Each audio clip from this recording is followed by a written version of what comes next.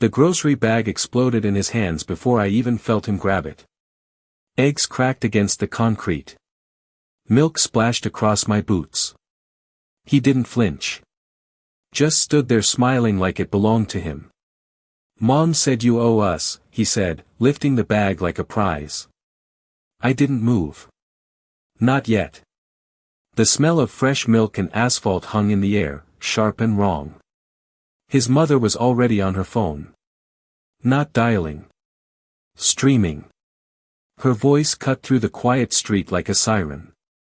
"This man is threatening my son." That word hung there. Threatening. I glanced at the phone in her hand. Camera pointed straight at me. That told me everything. This wasn't spontaneous. The neighborhood felt different all of a sudden. Doors opened. Screens flickered behind curtains. People stepped out like they'd been waiting for something to happen. A few of them already had their phones up. Recording. Watching. Judging. The kid shifted the bag. Something inside slid hard against the bottom. He noticed it too. His smile twitched for half a second. Then it came back. That was interesting. I kept my hands at my sides. Calm. Measured. The woman's voice got louder. Sharper. She stepped closer but stayed just out of reach, like she knew exactly where the line was. "He refuses to cooperate," she said into the phone, eyes locked on me. Cooperate with what? I hadn't said a word. Not one. A distant siren started to rise. Faint at first. Then clearer. She heard it too. Her shoulders straightened. Confidence snapped into place like a switch. That was fast. Too fast. The kid shifted again, gripping the bag tighter. The paper stretched. One corner darkened where the milk kept leaking through. A drop hit the pavement. Then another. He didn't notice. He was watching me. Waiting for me to react. I didn't give him anything. The camera stayed on my face. The woman tilted it slightly, framing me better. Practiced. That was the word. This wasn't her first time. I let out a slow breath. The sirens grew louder. Closer now. Tires on asphalt. Doors opening somewhere down the block. The air tightened. The kid took a small step back without realizing it. Just one. Like something in his gut shifted. He adjusted his grip. Again. That's when I heard it. A faint click from inside the bag. Almost nothing. But it was there. He froze for a split second. His eyes flicked down. Then back up at me. That was the moment everything changed. The patrol cars rolled into view, lights flashing across the houses, blue and red bouncing off windows and chrome. The woman turned toward them, raising her voice again, louder this time, more urgent, like she was performing for an audience that just arrived. "Officers, over here," she called, waving one hand while still holding the phone with the other. The kid didn't move. Not anymore. He just stood there holding something he clearly didn't understand. And neither did she. The first officer stepped out of the cruiser and slowed down the moment he saw me. Not a full stop. Just enough to notice. His hand hovered near his belt, but not tense, not ready. Controlled. That told me he was reading the scene, not reacting to it. Good. The second officer moved faster, eyes already on the kid, then on the torn bag, then on me. His gaze lingered half a second longer than normal. Recognition flickered there, but he buried it fast. They both did. That was important. The woman kept talking, her voice sharp and rising, filling the space before anyone else could. "He grabbed my son, he refused to give back what he took, and now he is just standing there like nothing happened." None of that was true. Not even close. The officer closest to her nodded slightly, not agreeing, just acknowledging sound. His eyes shifted back to me. Waiting. I still had not said a word. The kid adjusted his grip again. The bottom of the bag sagged. Something inside shifted with a dull, solid weight. He felt it this time. His fingers tightened. That smile from earlier was gone now. Replaced by something smaller. Uncertain. He looked at his mother, but she did not look back. She was too focused on her performance. The phone was still up. Still recording. The red light blinked steady. She wanted an audience. She already had one. A small crowd had formed along the sidewalk. 10, maybe 12 people. Quiet. Watching. The air felt thick, like before a storm breaks. The officer took one step closer. To me. Slow. Measured. Sir, can you tell me what happened here? His tone was neutral. Clean. He gave me an opening. I did not take it. Not yet. Timing mattered. The kid shifted again, and this time the paper tore a little more. A thin line opened along the side of the bag. Something metallic caught the light for a split second. He saw it. I saw him see it. His eyes widened just a fraction. That was new. He tilted the bag slightly, like he was trying to peek inside without making it obvious. The woman finally glanced over, just quick enough to check him. Hold it still, she snapped under her breath, then went right back to the officer. Too quick. Too practiced. The officer's eyes followed that movement. He noticed. He always noticed small things. That was why he was good at his job. The second officer circled slightly, giving himself a better angle on the bag. He did not rush it. Just adjusted position like it was routine. The sirens faded as more units arrived down the block, but none of them rushed in. They stayed back. Waiting. That was not standard for a simple call like this. The woman did not notice. Or maybe she thought it meant she had more control. Either way, she kept pushing. Are you going to do something or not? She demanded, voice tightening now. The officer looked at me again. This time longer. He was waiting for something specific. Not an explanation. Not a defense. Something else. The kid shifted his weight. His arms were starting to tire. The bag dipped lower. Another faint click came from inside. Softer this time. But not soft enough. He froze again. And this time, the officer heard it too. The officer did not react to the sound right away, but his eyes shifted just enough to confirm he heard it. That small click changed the air. Not loud. Not dramatic. But out of place. The kind of sound that does not belong in a paper grocery bag. The kid felt it too. His fingers loosened for a second, then tightened again like he was afraid to drop it. That hesitation said more than anything he could have said out loud. The woman kept talking, but her words started to blur into noise. The officer raised one hand slightly toward her. Not aggressive. Just enough to pause her. It worked for half a second. Then she kept going. He took things that do not belong to him and now he is refusing to return them, she insisted, her voice rising again. The officer did not look at her this time. He kept his focus on the bag. On the kid. On me. That triangle held everything. The second officer stepped closer to the kid, slow and deliberate. Son, I need you to hold that still for me, he said, calm, steady. The kid nodded, but his arms trembled just a little. The bottom of the bag dipped again. Another faint shift inside.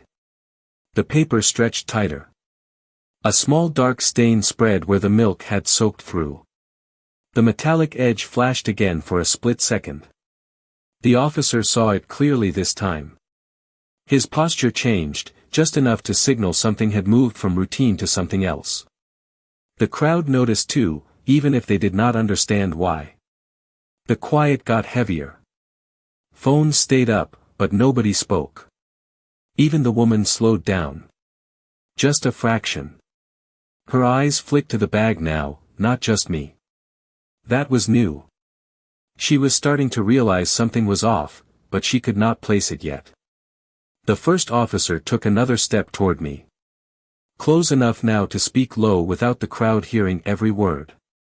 "Sir," he said quietly, "is there anything we need to know before we proceed?" That was not a standard question. Not in this tone.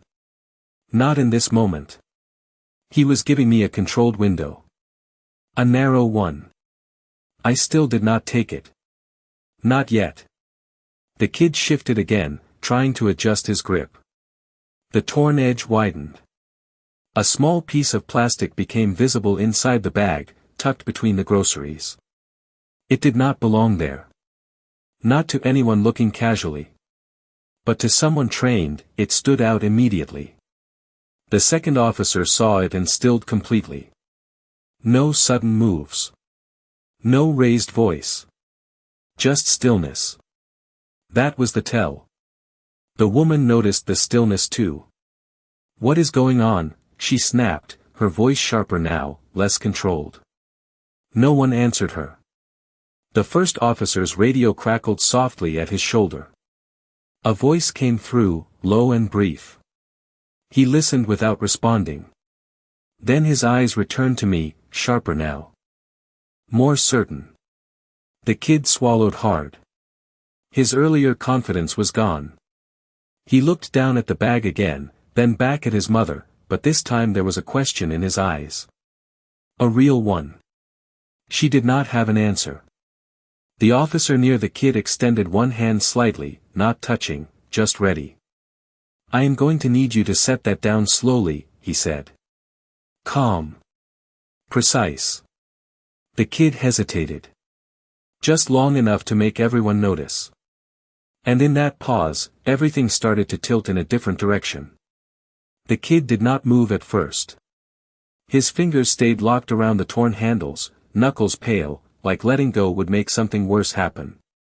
The officer kept his hand steady in the air, not rushing him, not forcing it.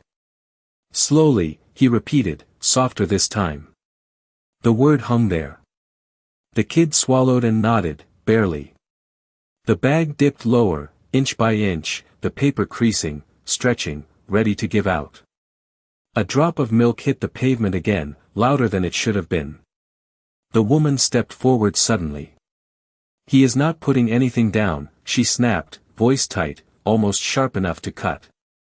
The second officer shifted his stance just enough to block her path without touching her. Subtle. Controlled. She stopped anyway. That surprised her. Her phone lowered a few inches without her noticing. The red recording light still blinked. The kid bent his knees slightly, lowering the bag like he was handling something fragile now, not stolen. That change mattered. The bottom corner brushed the ground. The paper tore another inch with a soft rip. The sound carried. Everyone heard it. The officer closest to him crouched slightly, eyes fixed on the opening in the bag. No one spoke. Not even the woman. The crowd leaned in without moving. A thin edge of plastic became clearer inside, tucked beneath a crushed carton. It did not look like anything from a grocery store. The kid froze halfway through setting it down. His breathing got shallow. He looked at his mother again, but this time his eyes stayed there longer. Waiting. She did not step in. She did not say anything. Her confidence had shifted into something tighter, less certain. The officer lowered his voice even more. "All the way down," he said. The kid exhaled slowly and let the bag rest fully on the pavement. The moment it touched, the structure gave way. One side collapsed slightly, exposing more of what was inside. A small black device, smooth and square, slid into view between the groceries. It caught the flashing red and blue lights and reflected them in sharp pulses. The second officer did not reach for it. He did not even blink. He just straightened a fraction, signaling something silent to the others behind him. One of the additional units further down the street shifted position. Still no one rushed in. That was the part that felt off to anyone paying attention. The woman finally noticed the device. Her eyes narrowed. "What is that?" she demanded, stepping forward again, voice rising back to life. No one answered her. The first officer stood up slowly, his focus now locked on the bag, then on me. The question he had asked earlier was gone. Something else replaced it. Recognition. Not just of me, but of the situation. The kid stepped back on his own this time, putting distance between himself and the bag. His hands shook slightly as he wiped them on his shirt without thinking. The milk stain spread across the fabric. He stared at it like it meant something. Maybe it did. The woman looked from the device to the officers, then back to me. Her mouth opened, but no words came out at first. That pause was new. The officer closest to me shifted his weight, then spoke, just loud enough for me to hear. "We need to clear the area," he said quietly. Not a suggestion. A decision. The crowd began to murmur, low and uncertain, as the reality of the moment started to settle in. And for the first time since this began, the woman stopped talking. The murmur spread through the crowd like a low ripple, soft but uneasy, as people began stepping back without being told twice. The officers did not raise their voices. They did not need to. One gesture was enough. A hand lifted. A nod exchanged. The perimeter widened quietly. The woman looked around, confused for the first time, like the script in her head no longer matched what was happening in front of her. "Why are they moving back?" she asked, but no one answered her. The kid stayed frozen where he stood, eyes locked on the bag like it might move on its own. The small black device sat there between broken eggs and soaked paper, still reflecting the flashing lights. It looked simple. Too simple. That was the part that made it stand out. The first officer took one slow step toward me, then stopped. Close enough now that I could see the shift in his eyes. He was no longer assessing me as a subject. He was waiting for confirmation. That was the difference. I kept my posture relaxed. Hands visible. No sudden movement. The woman's phone finally lowered all the way to her side. The recording stopped, though she did not seem to realize it yet. Her attention was fixed on the officers now, searching for control she no longer had. "This is ridiculous," she said, voice sharper again, but thinner. "He is the one causing trouble." The words landed flat. Even she seemed to hear it. The second officer turned slightly toward the additional units down the street and gave a small signal. Two more officers shifted closer, but not fast. Not aggressive. Just precise. The kind of movement that meant something was already decided. The kid took another step back, almost tripping over his own heel. He caught himself and looked down again at the bag. That click from earlier echoed in his memory. You could see it on his face. He had no idea what he had been holding. That realization was settling in now. Slow. Heavy. The first officer spoke again, quieter this time, almost like he did not want to disturb the air. "Sir," he said to me, "we are going to need to secure that item." He paused just long enough. "Do you confirm?" That question was not for the crowd. Not for the woman. It was for me. The difference was subtle, but it was there. The woman heard it anyway. Her head snapped toward me. "Confirm what?" she demanded, stepping forward again before stopping herself. Something in the officer's tone had reached her, even if she did not understand it fully. The crowd had gone almost silent now. No whispers. No phones raised high. Just eyes. Watching. Waiting. The flashing lights painted everything in red and blue pulses. Slow and steady. The bag did not move. The device did not blink. It just sat there, quiet and out of place. The kid's breathing was louder now, uneven, like he was trying to keep up with something he could not see. The second officer shifted his stance again, positioning himself between the bag and the rest of the street. Protective. Deliberate. The first officer's eyes never left mine. That was the moment. The narrow window he had been holding open since the beginning. It had not closed yet. But it was about to. And the woman was still standing right in the middle of it, not realizing she had already stepped too far. The officer's question hung in the air, quiet but heavy, like everything else had paused just to hear the answer. The woman looked between us, her eyes narrowing, trying to catch something she could use. She did not find it. The kid shifted again, but this time he stayed back, keeping distance from the bag like it no longer belonged to him. That change mattered. I let a second pass. Then another. The officer did not rush me. He already knew what I was going to say. He just needed to hear it out loud. Yes, I said, calm, even. One word. That was all it took. The shift was immediate. Subtle, but absolute.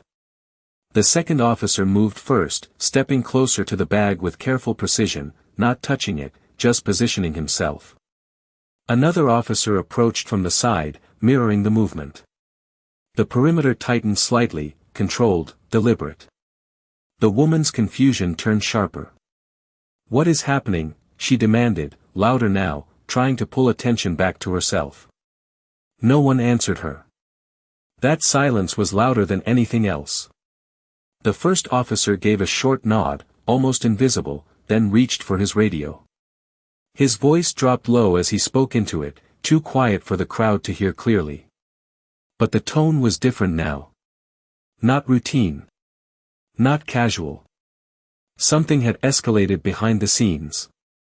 The kid looked at his mother again, but this time he stepped closer to her, not away. He wanted something from her. Direction. Reassurance. She did not have it. Her focus stayed on me, searching for a reaction, any reaction, something she could anchor herself to. I gave her nothing.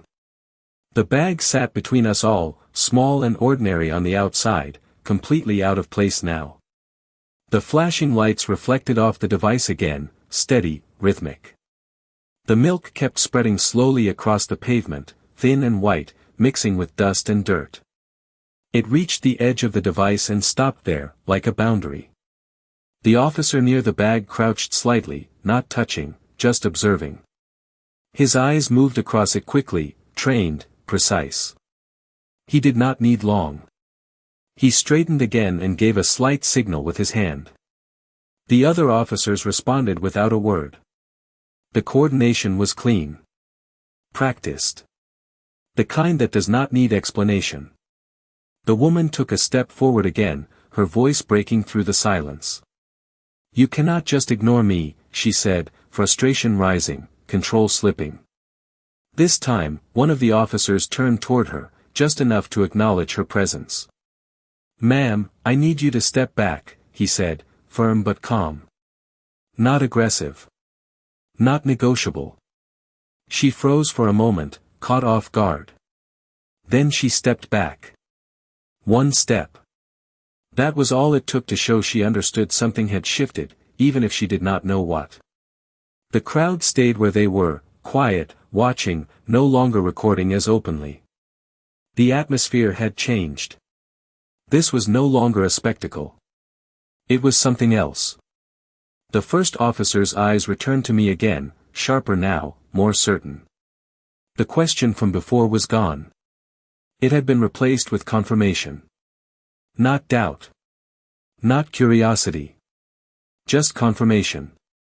The kid wiped his hands again on his shirt, slower this time, like he was trying to erase something he could not see. He kept glancing at the bag, then away, then back again. He understood now. Not everything. But enough. The woman did not. Not yet. She was still standing in the same spot, still trying to regain control of a situation that had already moved past her. And she had no idea how far past it had gone. The shift had already happened, but now it started to show on the surface. One of the officers near the bag reached into his pocket and pulled out a small pair of gloves. Not rushed. Not dramatic. Just routine for something. That was no longer routine. The sound of the latex snapping into place was soft, but it carried. The crowd heard it. The woman heard it. She stiffened slightly. That was new. She was beginning to sense the edges of something she could not control. The kid took another half step back, almost instinctive now, like his body understood before his mind did. His eyes stayed locked on the bag. Not curious anymore. Careful. The officer crouched again, slower this time, studying the device without touching it. His head tilted just a fraction. That tiny movement meant recognition. Not full. But enough. He did not reach in. He did not disturb anything. He just looked. Then he looked up at the first officer. No words. Just a glance. That was all it took. The first officer nodded once. Clean. Final. The woman noticed the exchange. What is that supposed to mean? She demanded, her voice trying to regain authority but missing something now. Wait. Confidence. It sounded thinner. The officer closest to her did not answer. He kept his attention forward, his stance firm. Ma'am, please remain where you are, he said, steady, controlled. Not louder. Just clearer. She stopped talking again. Not because she wanted to. Because something in the tone told her to. The kid rubbed his palms against his jeans, slower now, like he was trying to wipe away the feeling of holding something he should not have touched. He looked at me again. This time longer. Searching. There was a question there, but not the kind you ask out loud. The bag shifted slightly as the milk continued to spread beneath it. The device stayed still, silent, almost blending in if you did not know what to look for. But the officers knew. That was the difference. Another unit further down the street adjusted position again, closing the distance just enough to matter. The perimeter tightened one more step. Still quiet. Still controlled. No one rushed. No one panicked. That was what made it real. The first officer stepped closer to me again, just within speaking distance. His voice dropped low. We are going to escalate this, he said. Not a question. Not a warning. A statement. I gave a slight nod. Nothing more. That was enough. He turned slightly, speaking into his radio again, voice clipped, precise, using terms the crowd would not fully understand. But the tone said everything. The response came back almost immediately, faint but urgent. The woman's eyes moved between the officers, then to me, then back again. She could feel the shift now, even if she could not explain it. You are making a mistake, she said, but it did not sound like a threat anymore. It sounded like doubt. The kid stepped closer to her, almost pressing into her side without realizing it. He was done playing the role he started with. The act was over for him.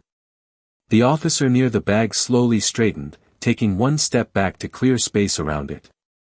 No one touched it. Not yet.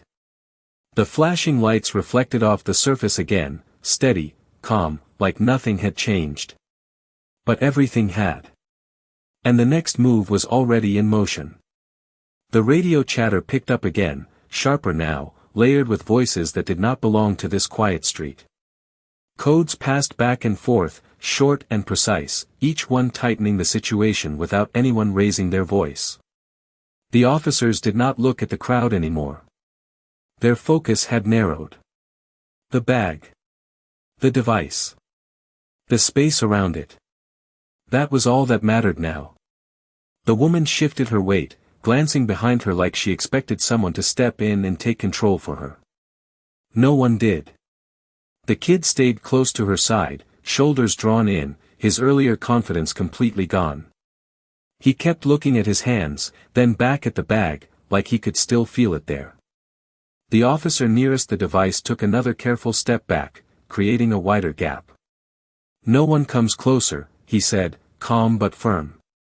That line was clear. The crowd obeyed without question. Something in his tone made it final. The flashing lights reflected across the houses, turning windows into mirrors, turning faces into silhouettes. The scene felt suspended, like everything was waiting for something just out of view. The first officer glanced down the street, then back at me. His posture had shifted again, more formal now, more aligned with something larger than this moment. He was not just handling a call anymore.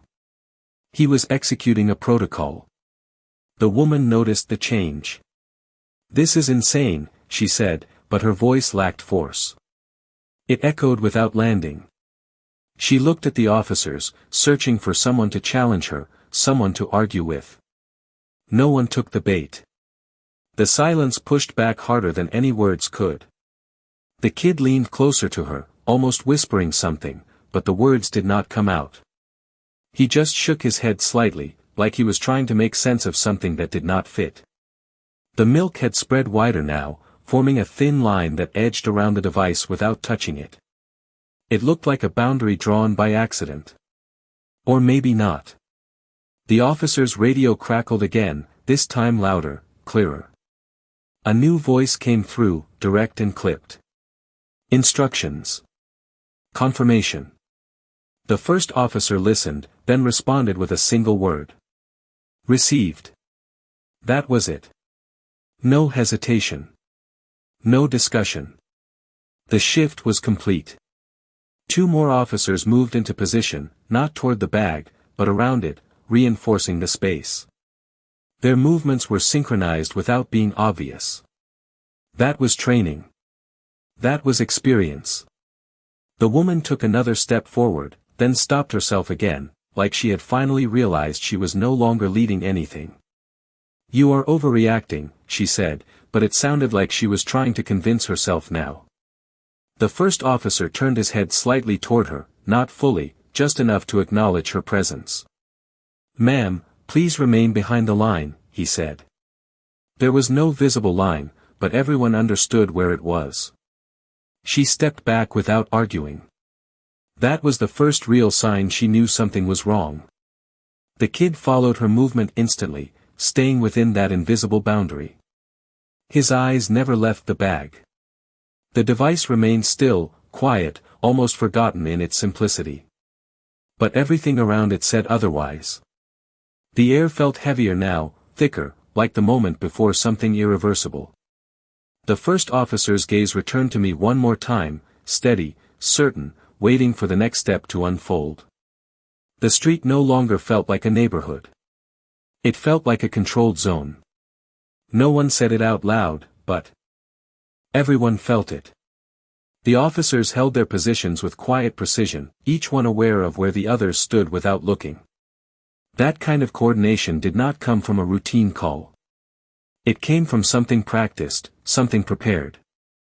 The woman's eyes moved faster now, darting from one officer to another, trying to find a crack in the structure. There was none. The kid stayed close to her, shoulders tight, his breathing still uneven. He did not speak. He did not need to. His silence said enough.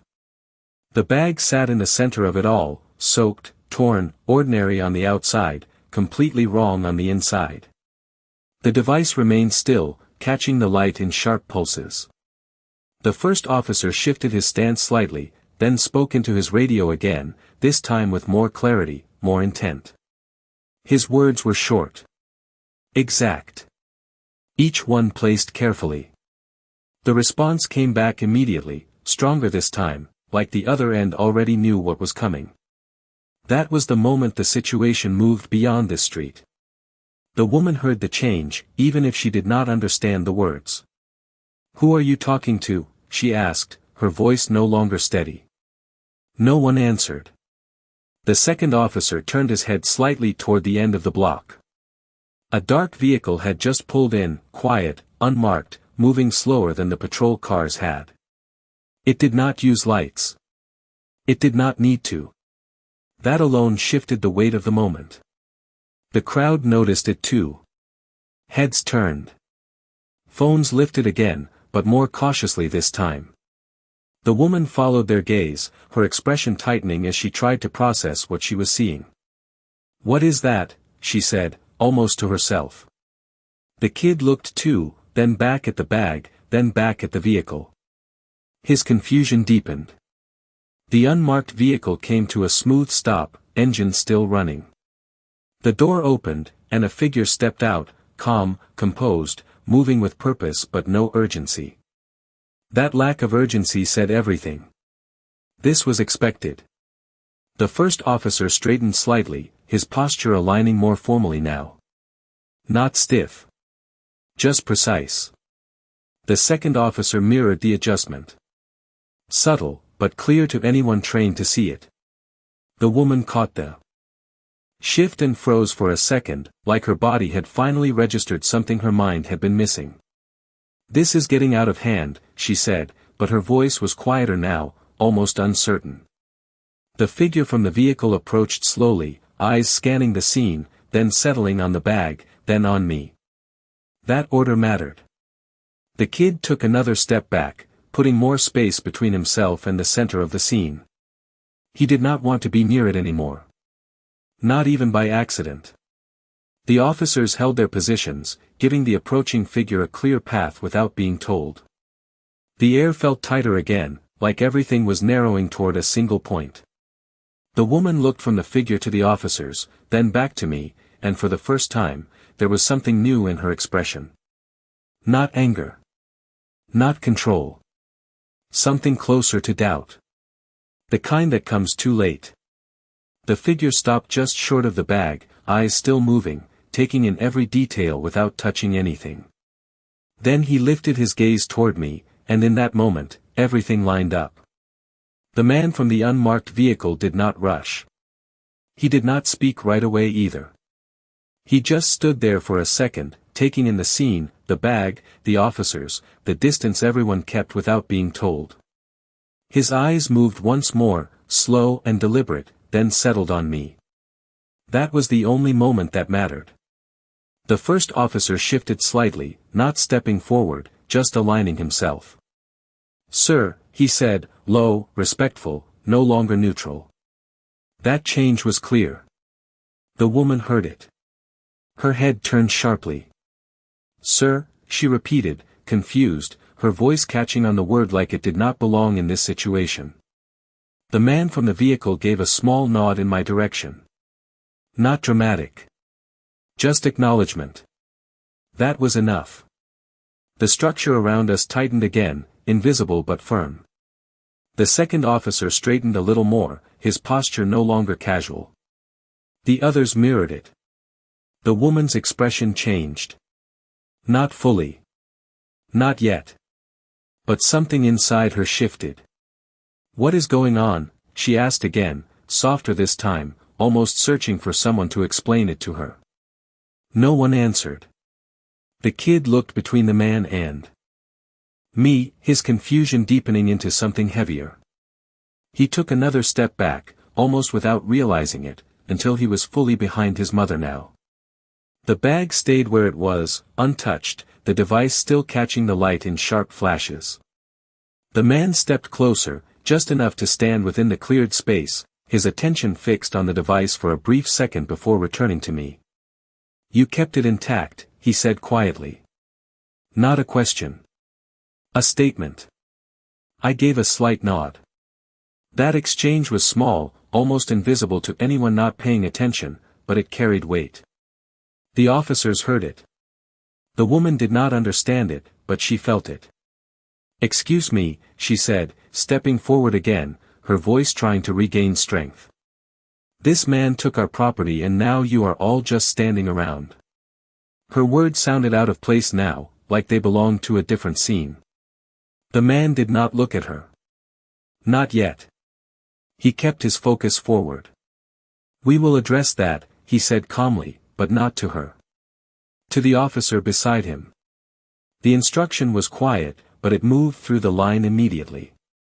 The first officer turned slightly, his attention shifting outward, managing the perimeter with renewed clarity. The crowd stepped back another few inches without being told. The woman noticed that too. Her confidence cracked further. "Why is no one listening to me?" she demanded, but there was no answer waiting for her anymore. The kid tugged lightly at her sleeve, whispering something under his breath. She did not respond. Her eyes were fixed on me now, searching for something she could still hold on to. She did not find it. The man finally turned his head toward her, just enough to acknowledge her presence. His expression did not change. "Ma'am," he said, steady, controlled, "step back and remain where you are." No explanation. No argument. Just direction. She hesitated. Then she stepped back. One more step. That was all it took. The air shifted again, subtle but final. And she realized she was no longer part of the decision. The air settled into something final, like a decision had already been made and everyone else was just catching up to it. The man from the unmarked vehicle shifted his stance slightly, then looked directly at me again. This time, there was no pause. "Go ahead," he said, calm, precise. That was it. No build-up. No explanation. Just permission. The first officer straightened fully, his posture locking into place with quiet certainty. The others followed without hesitation. The change was immediate. Subtle, but undeniable.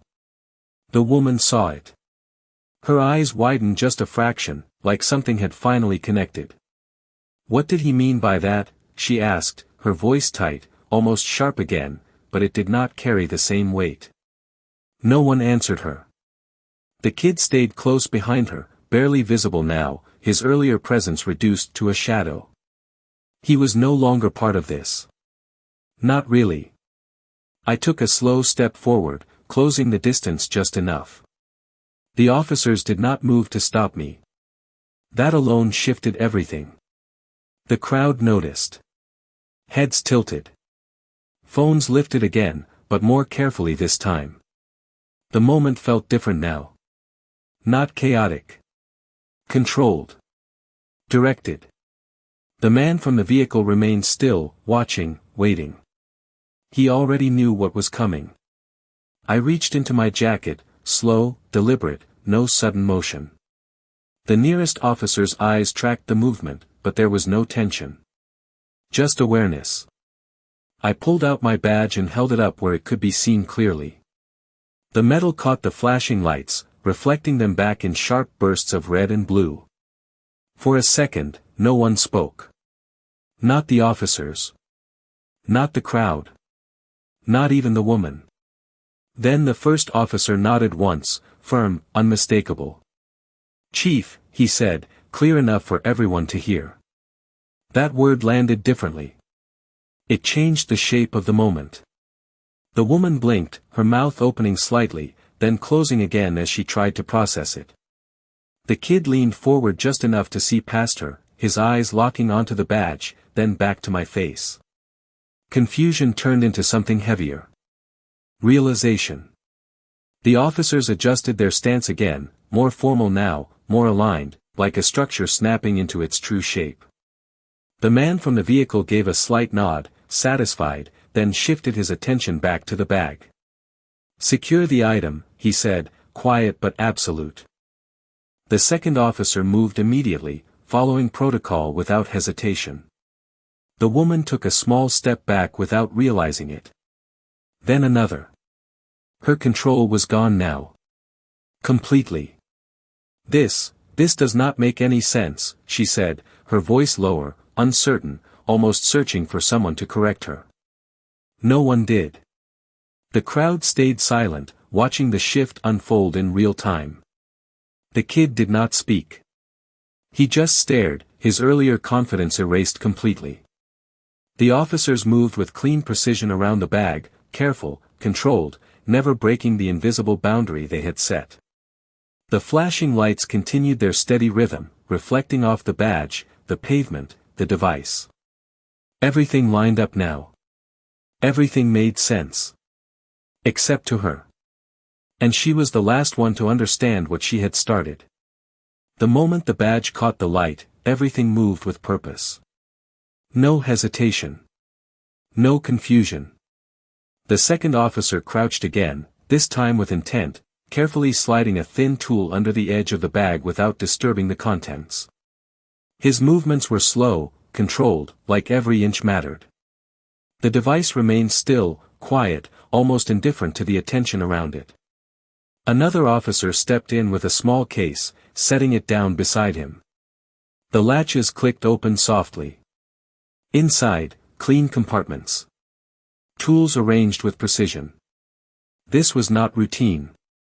The woman watched it unfold, her eyes wide now, her earlier certainty gone completely.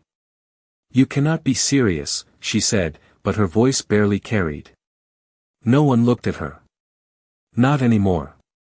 The kid stood behind her, silent, his gaze locked on the device as if it might suddenly explain itself.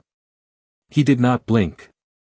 The man from the unmarked vehicle stepped slightly to the side, giving the officer more room, his attention fixed on the process. "Proceed," he said quietly. That single word moved everything forward. The officer nodded and carefully lifted the torn edge of the bag just enough to expose more of the device. It was small. Compact. Too precise to be random. A faint indicator light pulsed once, barely visible unless you knew where to look. The officer paused, then adjusted his angle, making sure not to disrupt anything. The rest of the groceries shifted slightly, the broken eggs sliding closer together, the milk pooling beneath. The smell lingered, sharp and out of place against the tension in the air. The crowd stayed silent, watching with a different kind of focus now. This was no longer entertainment. This was something real. The first officer turned his attention outward, maintaining the perimeter, his voice low as he spoke to someone just beyond the edge of the scene. More units adjusted their positions again, reinforcing the space without closing in. The woman took another step back, her body reacting before her mind caught up. "I just called because he took our groceries," she said, softer now, like she was trying to shrink the moment back into something simple. It did not work. The kid lowered his head slightly, his shoulders drawn in, like he wanted to disappear from the center of it all. The officer working on the bag finally lifted the device carefully, holding it steady, examining it without turning it. His eyes moved quickly, scanning, processing. Then he looked up. One glance. That was all it took. The man from the unmarked vehicle gave a slight nod in return. Confirmation passed between them without a word. The officers around them adjusted again, their movements tightening, aligning with a new phase. The woman saw it happen, even if she did not understand what it meant. "What is that thing?" she asked again, but her voice was quieter now, almost uncertain. No one answered her. The kid did not even look up this time. The officer placed the device gently into the open case, securing it without breaking the rhythm of his movements. The latches closed with a soft click. Final. The air shifted again, lighter in one way, heavier in another. And for the first time since this began, the situation moved past the point of no return. The case snapped shut, and the sound echoed sharper than it should have. Not loud. Just final. The officer held it steady for a second, then stood, passing it carefully to the man from the unmarked vehicle. No rush. No hesitation. The transfer was clean. Controlled. The kind that meant the most important part was already over. The street began to breathe again, slow and uneven, like everyone had been holding it too long. The first officer turned slightly, his attention shifting away from the bag, away from the ground, and back to the people. That was the next phase. The woman stood there, arms slightly raised, like she had forgotten what she was about to say. Her eyes moved from the closed case to my badge, then back again. Nothing connected for her. Not yet. So what happens now? She asked, but the question came out smaller than she expected. The officer closest to her stepped forward just enough to take control of the space without crowding it. "Ma'am, we are going to need a statement from you," he said, calm, neutral, but firm. "Not optional." She blinked, processing that. "A statement? For what?" she asked, her voice catching slightly. The answer did not come immediately. That pause stretched. It forced her to sit with it. The kid shifted beside her, looking down at his shoes now, no longer watching the officers, no longer watching me. He already knew enough. The man with the case did not stay. He turned and walked back toward the unmarked vehicle without another word, the case held steady at his side. That told its own story. Whatever was inside mattered more than anything happening here now. The first officer stepped closer to me again, his voice low. "We will handle the rest," he said. Not reassurance. Not explanation. Just a clean transition. I gave a slight nod. That was all that was needed. The crowd began to break apart slowly, people stepping back into their homes, phones lowering, conversations starting in hushed tones. The spectacle was over. What remained was something else. The woman watched them go, confusion settling deeper into her expression. The control she thought she had never came back. "This is not right," she said, quieter now, almost to herself. The officer did not respond to that. He simply waited. The kid finally looked up at me one more time, his expression no longer defiant, no longer confused, just aware. That was enough. The milk on the pavement had stopped spreading. It sat there in a thin, uneven shape, catching the last flashes of red and blue as the lights began to dim. The torn bag lay collapsed beside it, empty now, like none of this had started there. The officers moved with less urgency now, but the structure remained. Controlled. Ordered. The woman stood in the middle of it, no longer leading, no longer directing, just part of something she did not understand. And for the first time, she realized she had never been in control at all.